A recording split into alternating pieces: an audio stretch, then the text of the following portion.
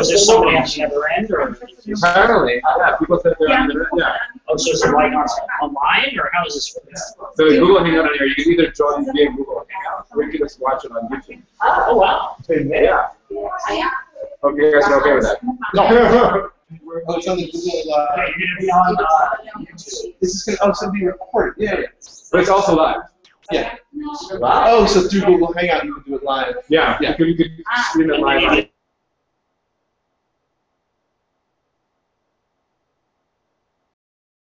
Put it right into.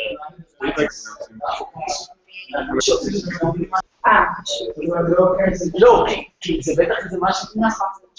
בסדר. וואי, לא. כן. זה יכולה לראות ב-65 קודמים. כן, יש לי שם, עכשיו כנס? כן, אני ממש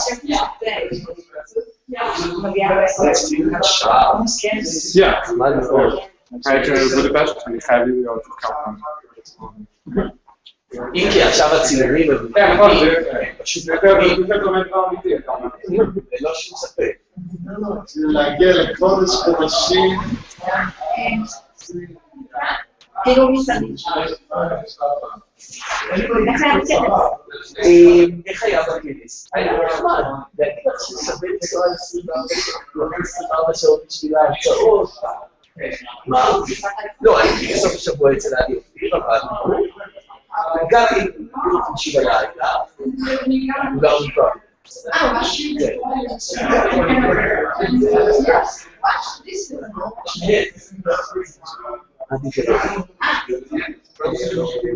ירי, את לא מבינה? מי אתה מה לבצע? יש לי בגלל לא, זה לא מצליח, יש לי בגלל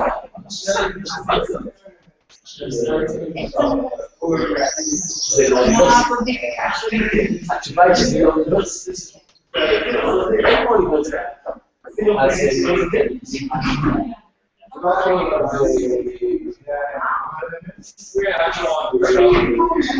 אז הייתי אצלו, אנחנו ביחד, הייתי אצלו ואז הוא עושה שם נסעתי למורה, אז כל יום בשנה היה נחמד לפגוש גם בעיקר, לא, שום דבר לא הבין מהכסים.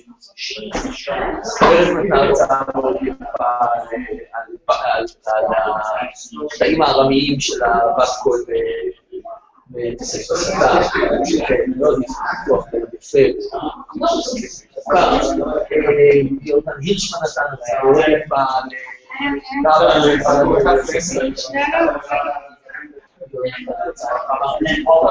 על המחקר כל העניין של עבודת מחלקת כולכם, לעשות עבודת קודשיקי, בגילים, עבודת מסתכלים. אבל לא משהו ששווה לטוס בשבילו, אבל כמו שכולם היה נחמד, אני כבר על האיס במשניים לא חצי. סקרתי את כל מה שיש, טענתי שזה מוצא. אבל אני לך קראתי במשניים, זה לא קושלישן רילי, אבל הם אומרים בפיסטר רילי. אז לא חשבתי שזה מוצאים, אז פתחתי בזה את ההרצאה, אמרתי, תדעו לכם שיש כאן סנסור. זהו היה מאוד נרגש, אתה עשית את האינטרוויו? והוא היה, נכון.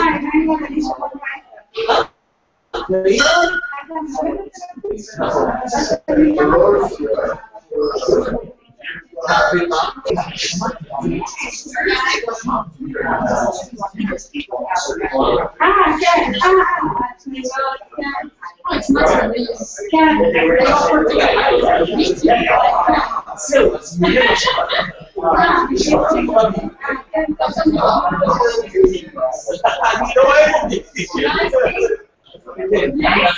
הוא אמר לי שאני צריך לקרוא.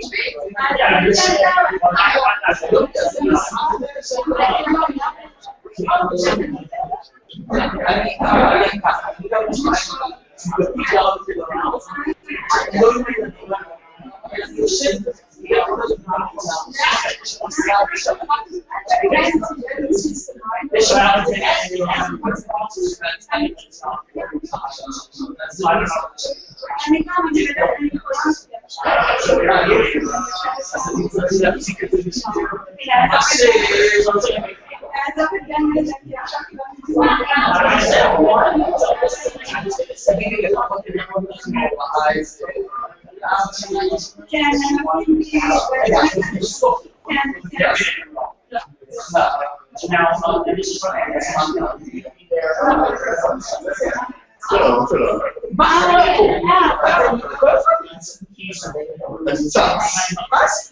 אני חייב להיות המכון הישראלי לדמוקרטיה.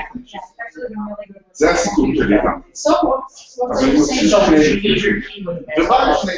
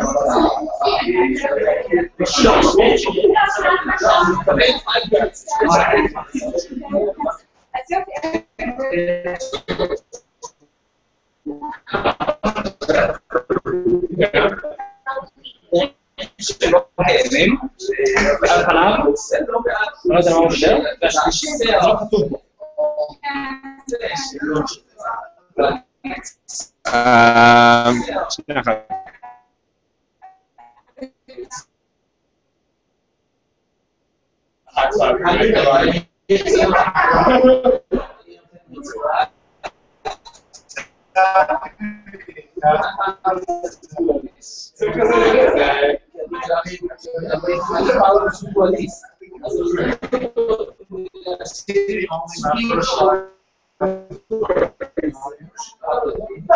don't know. Other people said they were going to join in. I don't know.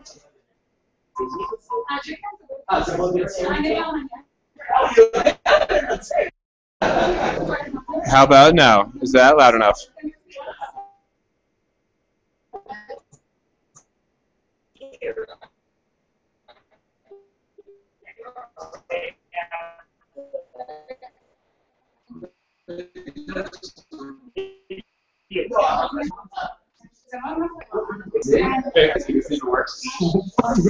So is this where he's going to be sitting? Nice. Yeah. I got you. Fighting on the action. I'm either approximate height, right? I think you're more or less this height, yeah. I think that would be it's a nice chair. Start talking to the cluster. Hi, Simcha. Is this working?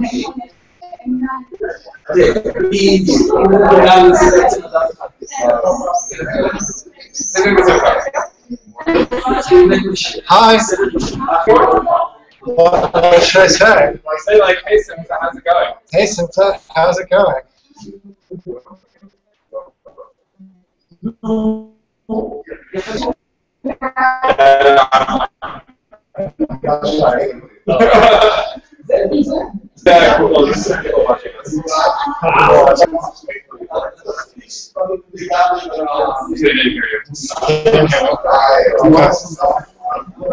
He can see me when I'm hearing. Pretty nice. Still not fluent today. So should I? Do you guys have? Sharon said. I feel like people like Oh, is she supposed to come? I can go outside and see. No.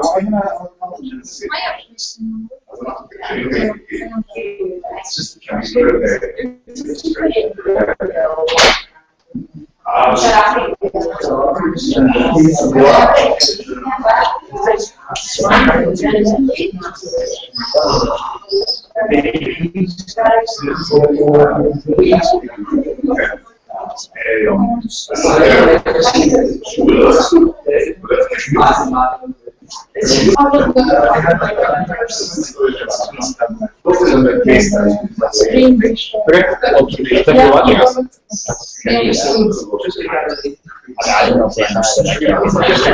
They should. Thanks for taking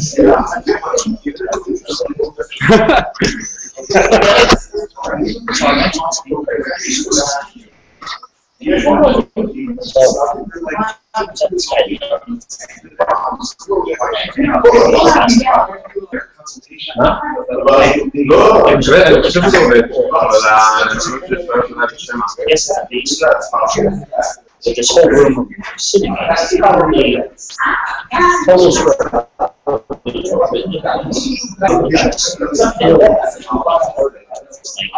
It's like if you took all the other facts from this room, he's got like the largest collection of seals. Dictionaries. So we're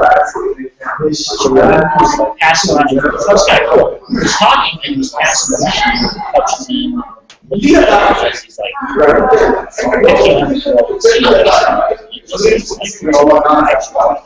15 and he offered to have his life edit this manually and stuff. Although he kind of was like this kind of.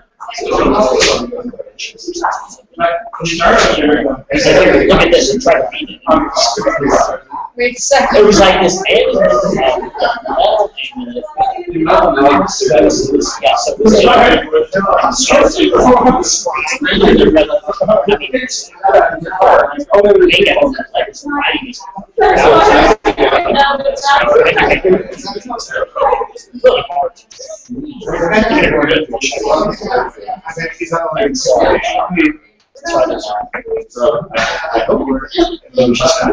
but he has like a. I talked to Ruben. From 13,000 pieces. Really? I can So it's like. no, but San Michael's they're trying to still know that they could watch. And he's an official. Yeah. Oh, yeah. Yeah, what's it called?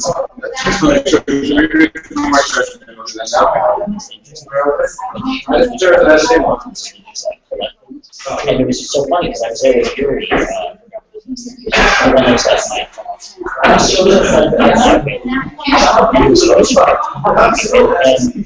then he just talked about work shoes. He kept saying, she kept saying, I think actually just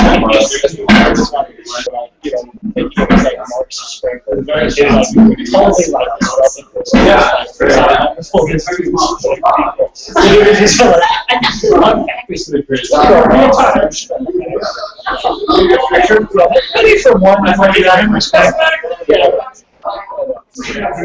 But it was just so that chair is yours. like a service. I feel like I'd be happy to know that you're sitting in the seat that Daniel. A few years ago, I was teaching a class at Gender, and I found that he was in town. So we did like this evening with him, and he sat in that seat. So I'm pretty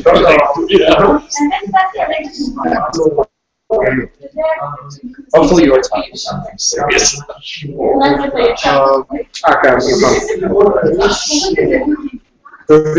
going.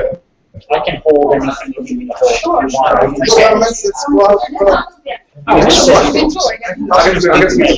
The Flavia version or the Joe version? Let me get a glass for myself. Okay. What do you want? Water? Water and then a small glass. Like a for shot glass? Or like a regular, but a glass. Yeah. Sure. What do you think of this? Oh, excellent. Thank you. Oh, hamper.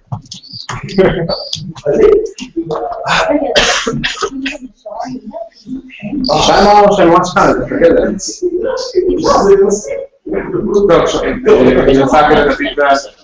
Have you ever been to an event like this? It's like a Bible study.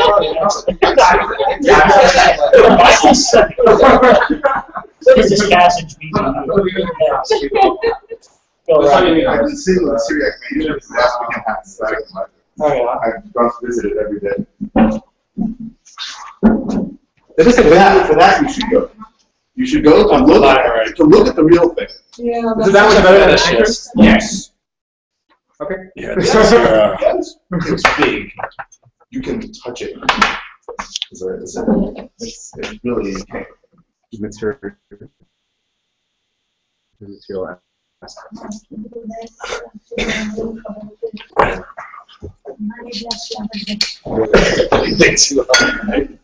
Well, that's like herbal honey stuff. Yeah. Actually, drink a lot of that. I couldn't find. It's really hard to find like nightpool here. But I missed that.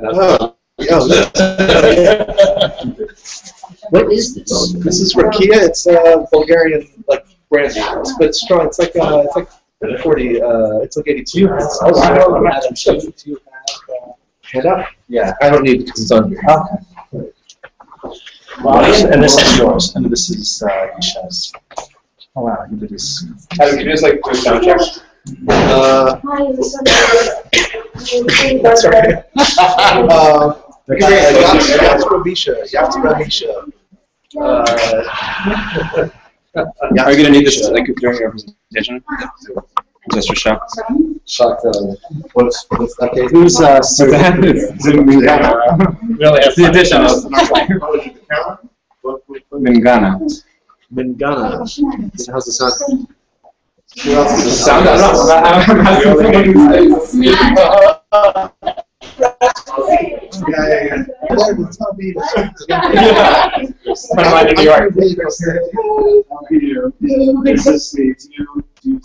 No, that's a Syriac.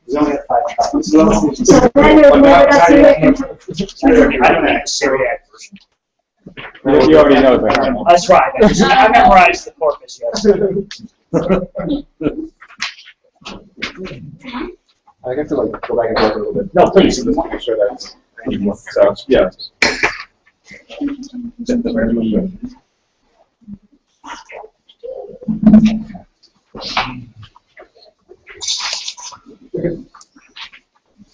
So we're ready to go? Okay. Are we being filmed? We've been on the phone for like 20 minutes already. Hopefully we haven't done anything too embarrassing.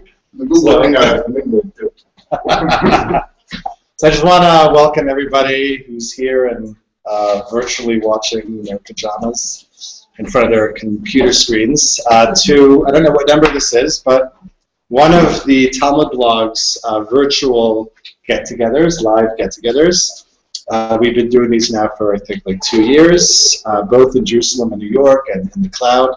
So the goal is basically to advance what we're trying to do on the website, in the blog, which is to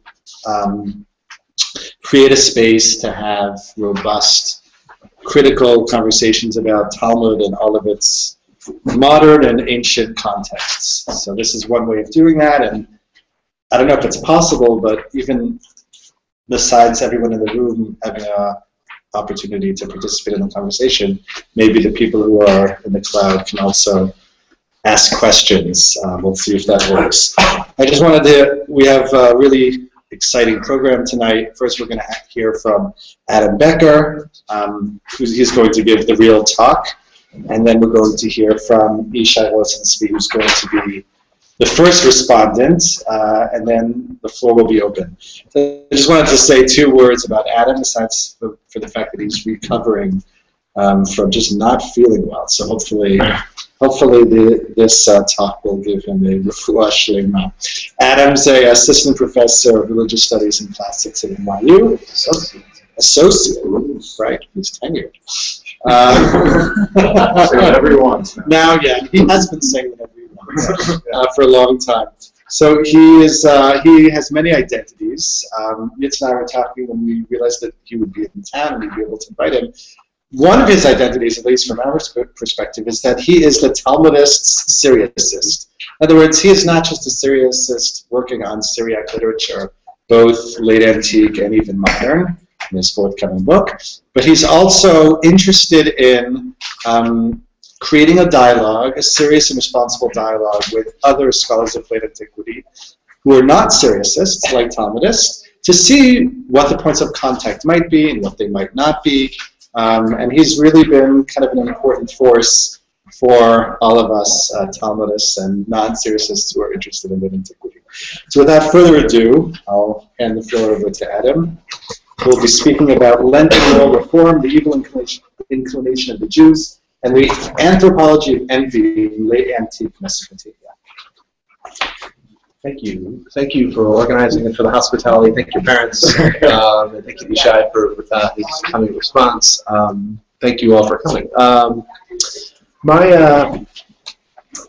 Shai asked me to be a bit informal, and I'm going to be more formal than I would have been because having been very ill the past few days, I haven't been able to kind of think about how I would do this very kind of informally. So I actually wrote something in January, which I'm going to read much of, but I'm going to summarize some parts of.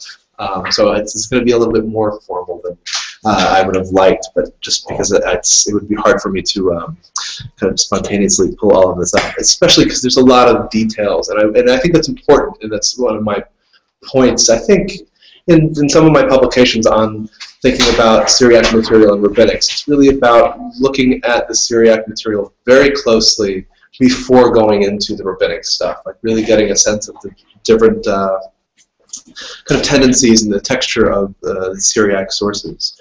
The material tonight is based upon, in the fall, fall into December, I was reading a lot of Narsai. I just, for another reason, started reading him, and I got really into it. I was reading through all of his works, and at the same time, I'd come across Ishai's book, and I had noticed in Narsai's work that he used Yatzra, the Syriac equivalent of Yetzer, a lot, and like all the time in certain texts. And I started to think about that, and in January I sat down and I wrote this paper, which is still something in progress, so I welcome any and all feedback from everyone. Now, the beginning part is actually something I don't need to read in any case because it's for a broader audience, an audience that wouldn't know, for example, the kind of general stuff about the Yetzer. That is, that the Yetzer it comes from this term, which means a kind of product of a potter, right? That from Yatzerah, so like a product of creation, which then takes on a life of its own from the Hebrew Bible sources, right? So, in particular, the most well-known references are in Genesis, the frame of the Noah story. There's the passage, the Lord saw that the wickedness of humankind was great in the earth, and that every inclination of the thoughts of their hearts, Chol Yetzer Machshavot Libo, was only evil continually. And so I started to look at this term and how it appears in Syriac literature, and one thing I noticed was, first of all, in the Peshitta, the Syriac translation of the Hebrew Bible, which is, and this is significant about the Peshitta, that it's a translation of the Hebrew Bible, not of the Septuagint. In the Peshitta, most of the time the word Yetzer in the Hebrew is translated by Gavilta, so from the root Gabala. So which, like a literal sense, a Yetzer, a thing that's formed. And only, I think it's only 3 instances in the Peshitta where Yetzer is rendered as Yatzra. And so I think in the Peshitta, so this has nothing to do with Narsai, in the Peshitta translation, it's clear that the translators, who were, who knows, circa 200, probably in Orpha and Edessa, the translators, for some reason, they saw this term as having more to it than just meaning gevilta, meaning more than just formation, something that's formed. And so they don't translate it. They just create an Aramaic word, yatsra. And these three instances are the two frame instances around the Noah passage. And then the third one is Deuteronomy 31:21, the passage in which, while discussing his knowledge of Israel's future sinfulness, God claims that he knows their Yetzer. So this is actually important because the Yetzer in the Syriac literature is often linked to the Jews. And this passage can be easily read in an anti-Jewish way. And so one of my questions in looking at our side was, well, why does he use this so much? It shows up in earlier Syriac literature, but not often. In the Acts of Thomas, there's a reference to in reference to Jews being disobedient. There's a reference to their Yatsra, their evil inclination, which seems to reflect this Deuteronomy passage. And the Yatsra shows up in Afrahat and in Ephraim, the 4th century Syriac authors, who are also great for looking at anti-Judaism. Shows up a lot there, but not in a particularly, not that much. I mean, it shows up a good number of times, but it's not. It doesn't. There's no kind of theory of the Yatsra there. And in his article on Jewish sources for Syriac literature, Sebastian Brock even notes this usage of Yatsra up to the 4th century as just depending on the Peshitta. So it doesn't seem to take on a life of its own or be that creative in these earlier authors. Now, the author I'm going to talk about tonight, Narsai, just to say briefly about him, his dates aren't certain, and I mean some dating makes him live a very long life, like I think 399 to 503 is possible. Who knows? But his works we would put in the mid-5th to the end of the 5th century. And he's significant as the first head exegete, the Mefashkana, of the school of Nisibis, which was a Christian exegetical monastic-like school from the late 5th century into the early 7th century. And so that's where he's important as a historical figure. But his works, I think there's about 80 Memra, that's what they're called, speeches, but they're poetical homilies in kind of a simple kind of couplet form, simple, straightforward poetical homilies. That's the genre he's writing in. Now for Narsai, Yatra becomes a technical term for that paradoxical part of the will that does not do what we want. However, it's also the agent of discernment, that which distinguishes good from evil and the beautiful from the ugly, two dichotomies that correspond for Narsai. The Yatsra is a conflicted agent. It leads us to enticements and it introduces desire, but is also able to choose to do the good. And now, what I found in looking at Narsai's works in general is that the Yatsra shows up in particular in two different related or kind of overlapping, I don't want to say genres, but types of his memre. One's on reproof, which are often titled on machsanutha, so on rebuke or moral rebuke, moral reproof, which is a whole kind of, I don't want to say genre. Maybe it's a genre. I still have to think about this because you find a number of works by Ephraim, also there's some by Jacob, I think, of Sarug, works that are titled on reproof. And this is another area I want to actually go into, is looking at is this a kind of genre on rebuke? And it would make sense that you would talk about an evil inclination in texts on rebuke. Now the other text where this shows up is in his Lenten homilies, and that's what I'm going to talk about now. And now you all have the handout. Shai had suggested that I maybe make people read the sources when I hit upon them. Now, if we did that, though, you have to emote. You have to really read it like you're pissed off and you want to, castigate somebody who's being immoral. Or I can just read them. But how do we do that? Whatever we can pick numbers, or we can go around. Draw straws. There are 15. One, unfortunately, was cut very short, so it's going to be short. So, Narsai's Lenten homilies.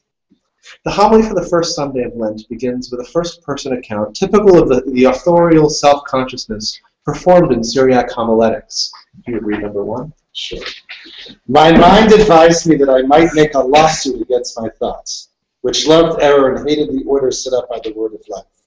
My own Yatzra entered the case against me, rebuking me. Why did you despise spiritual benefit?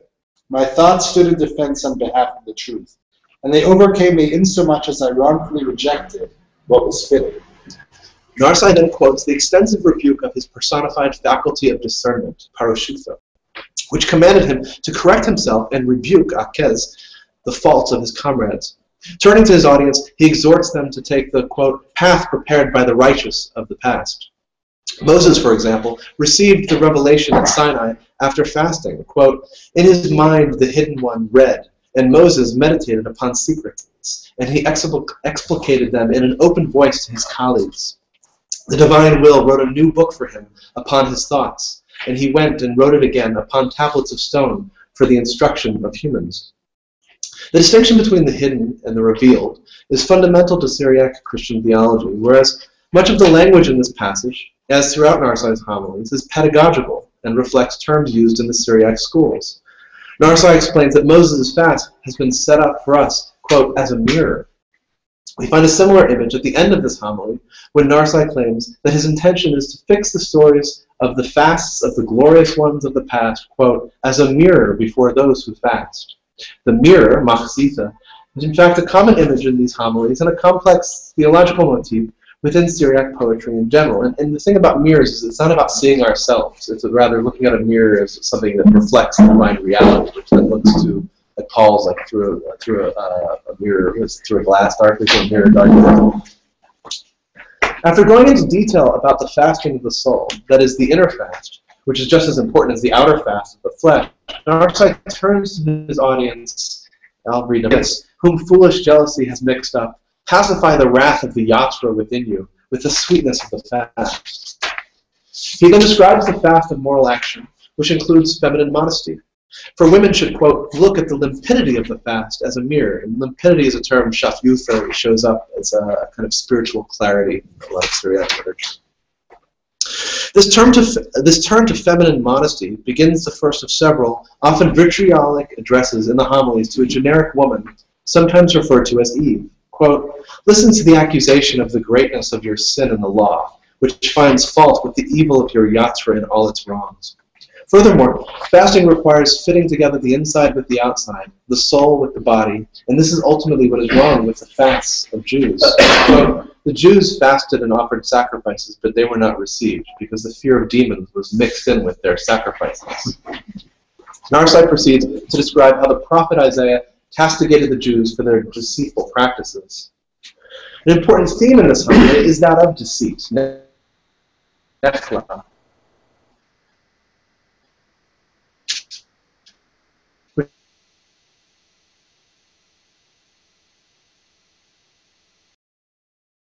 is a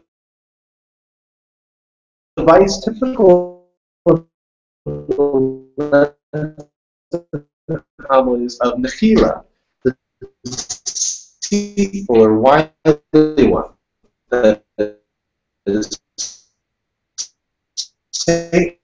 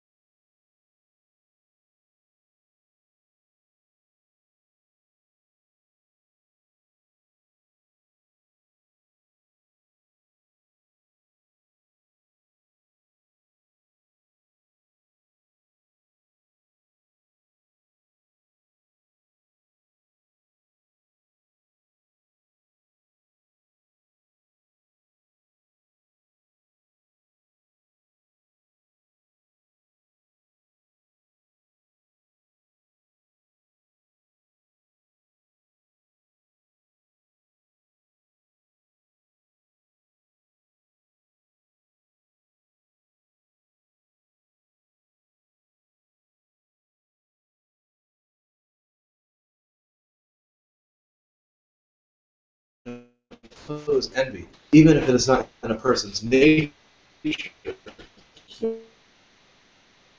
No, but due to the freedom